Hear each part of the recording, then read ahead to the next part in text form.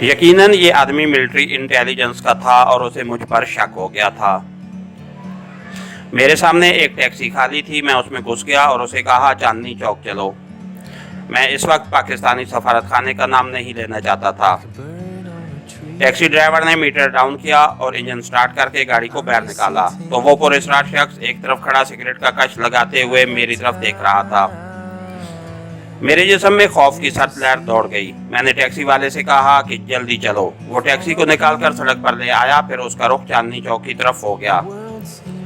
میں دلی کی سڑکوں سے اتنا واقف نہیں تھا، البتہ چاندنی چوک اور لال قلعے کو پہچان سکتا تھا۔ ٹیکسی بارونق سڑکوں پر سے لوگ گزر رہے تھے۔ میں نے ٹیکسی ڈرائیور سے نام پوچھا تو معلوم ہوا کہ وہ مسلمان ہے۔ میں نے شیشے سے پیچھے نگاہ ڈالی، کہیں ایک گاڑیاں اور رکشائیں سڑک پر ہمارے پیچھے آ رہی تھیں۔ میں کوئی اندازہ نہ لگا سکا کہ وہ آدمی وہیں رہ گیا ہے یا میرا تعاقب کر رہا ہے۔ جب ٹیکسی 2-3 بازاروں میں سے گزر گئی تو میں نے ڈرائیور سے کہا تمہیں معلوم ہے یہاں پاکستانی سفارت خانہ کہاں ہے؟ ہاں جی۔ کیا آپ وہاں جائیں گے؟ ہاں، پاکستانی سفارت خانے چلو۔ پہلے ہی کہہ دیا ہوتا بابو جی، جب چکر کاٹ کر جانا پڑے گا۔ کوئی بات نہیں، میں تمہیں زیادہ پیسے دے دوں گا۔ ٹیکسی ڈرائیور نے ایک چوراہے سے ٹیکسی گھمائی اور ایک تنگ بازار میں سے گزر کر کھلی سڑک پر آ گیا، جس کی ایک جانب اونچی اونچی عمارتیں اور دوسری جانب ایک پارک تھا۔ میں نے ایک بار پھر گردن گھما کر عقبی شیشے میں سے پیچھے دیکھا۔ کچھ فاصلے پر ایک ٹیکسی چلی آ رہی تھی۔ اس کے اندر سواریاں بیٹھی مجھے نظر نہ آئیں۔ کہیں وہ کم وقت میرا تعاقب تو نہیں کر رہا، میں نے سوچا۔ پھر یہ کہہ کر اپنے آپ کو تسلی دی کہ وہ ریلوے اسٹیشن پر ہی رہ گیا ہوگا۔ ٹیکسی ایک فیشنیبل علاقے میں پہنچ گئی، یہاں بڑی خوبصورت کوٹھیاں تھیں۔ سڑک کے دونوں جانب صاف ستھرے فٹ پاتھ بنے ہوئے تھے۔ ان فٹ پاتھوں کے اوپر گنے درخت جنوری کی سنہری دھوپ میں چمک رہے تھے۔ بھارت میں تیار کی گئی امبیسیڈر کاریں گزر رہی تھیں۔ میری ٹیکسی ایک عمارت کے گیٹ پر رک گئی۔ اس خوبصورت بنگلہ نما عمارت کی ایک طرف اردو اور انگریزی میں سفارت خانہ پاکستان لکھا تھا۔ اسے دیکھتے ہی میرے اندر ایک نئی طاقت آ گئی۔ مجھے یوں لگا جیسے میں پاکستان میں داخل ہو گیا ہوں۔ گیٹ پر ایک بھارتی گورکھا سپاہی پہرا دے رہا تھا۔ میں نے اسے انگریزی میں کہا کہ میں پاکستانی سفیر کو ملنا چاہتا ہوں۔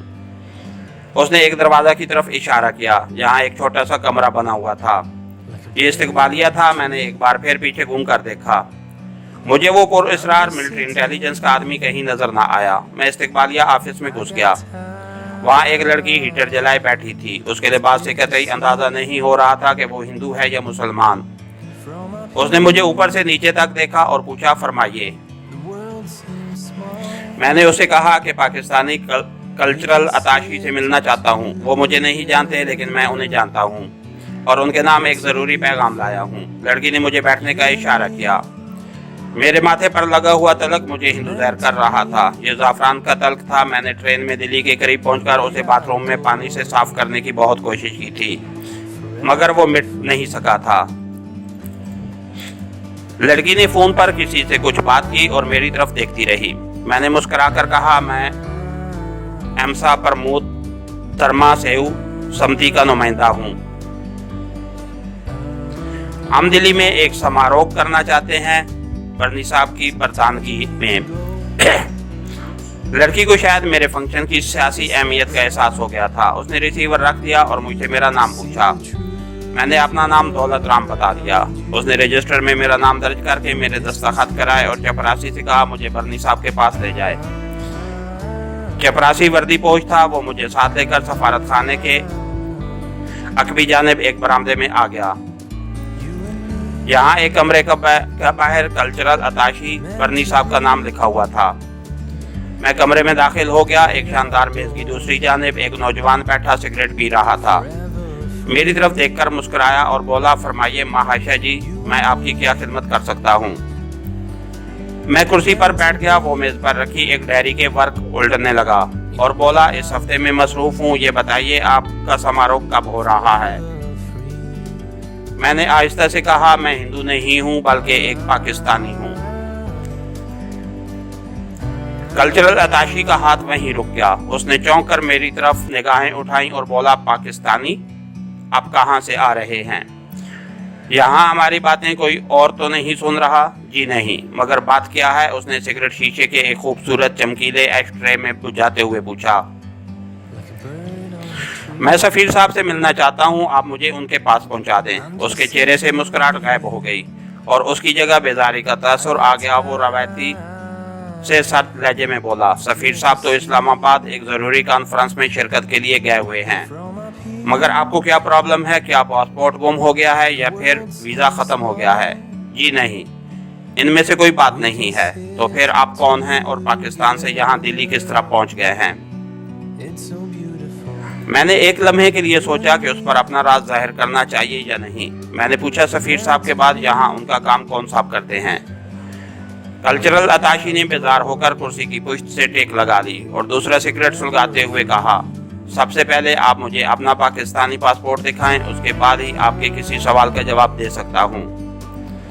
मैंने उसे बताया कि मेरे पास कोई पासपोर्ट नहीं है। ये सुनकर वो एक बार फिर चौंक पड़ा। क्या गुम हो गया है? नहीं, मेरे पास कोई पासपोर्ट नहीं था। तो फिर आप भारत कैसे आ गए?